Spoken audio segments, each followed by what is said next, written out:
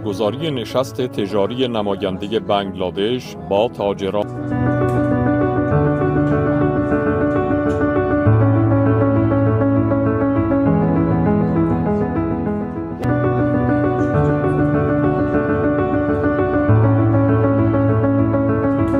ماهر سمندر هستم، تاجر و صادرکننده کاشی سرامیک و انواع موزاییک با برند موتاکو. امروز جلسه داشتیم با نماینده بنگلادش. جلسه خیلی خوبی بود، خیلی خوشحال شدم از آشناییشون و در مسائل ساختمانی هم میتونستن فعالیت خوبی داشته باشن توی کشور خودشون.